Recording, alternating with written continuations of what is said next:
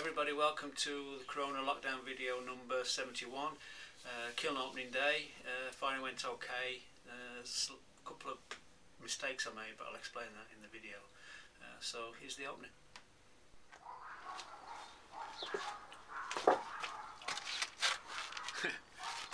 Morning everybody.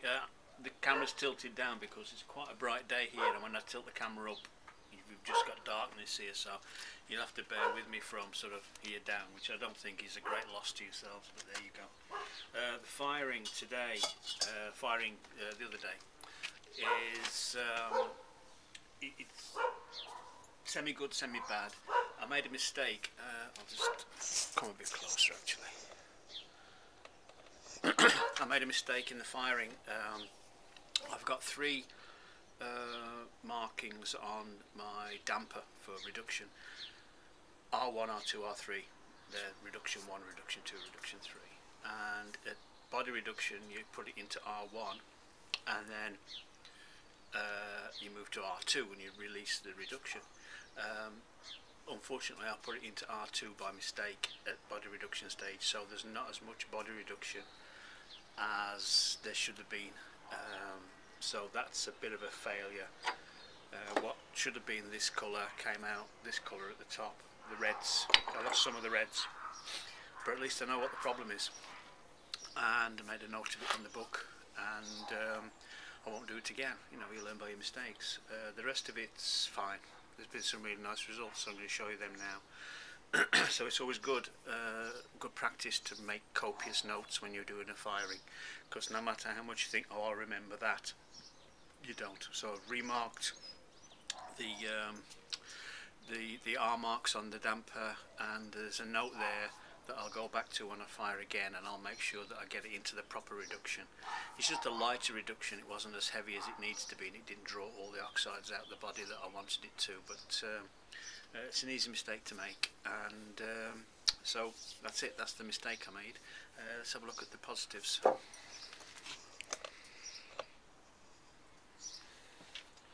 Right, positives.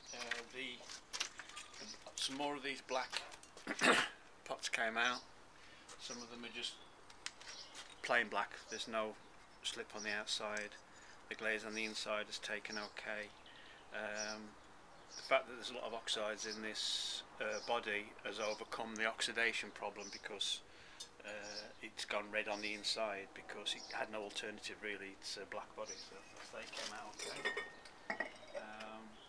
The plates that I did before, the small ones, I tried to scale them up, and they've worked okay.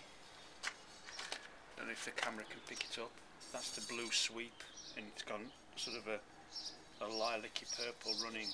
The problem I've made with this is I'm trying to get sort of a pink bloom as part of it, and I thought it was to do with the thickness of the glaze, so I've glazed them a little bit thicker than I would have done normally, and it's lost a little bit of the sort of the yellow effect on the edge.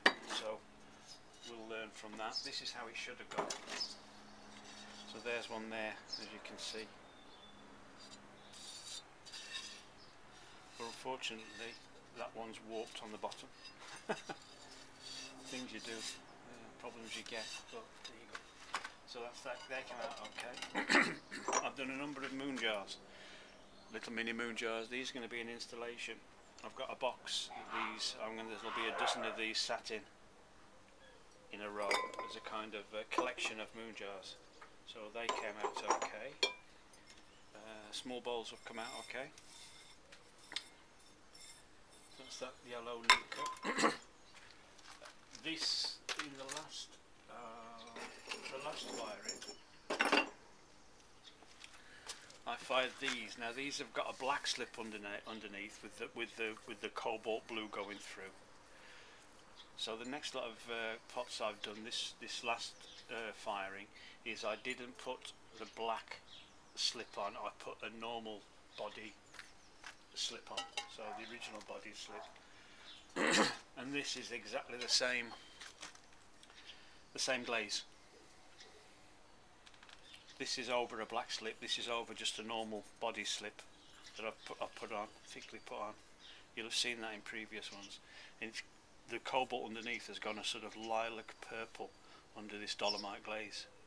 So the thing to remember is that it doesn't always matter what you put on as a glaze, or what I should say is it's not always the glaze you put on the pot, it's what you put under the glaze has a hell of an effect on things. Not so much in electric, but in gas reduction firing, what goes underneath the glaze is as important, and possibly more important than the glaze itself. So as you can see from those, exactly the same glaze but different clays underneath. So the good thing about that is you only have to mix one lot of glaze up, so you don't have lots of buckets of glazes, but you can get varieties of glaze effects with the one glaze, depending on what you put underneath, oxides and slips, stuff like that. Here's another one. This is where it went. I put it on a little bit too thick, although it is still a really nice plate. You're getting the pink blushes in there. It's on a black body. You can see on the outside where it's thinner how it should have gone that sort of mottly yellow, the ochre colour, but I put it on quite thick to try and get the pink bloom which is coming through here. So that's on the white slip underneath. So there's a white slip on the black body and then a blue cobalt swipe on the top, and it's run.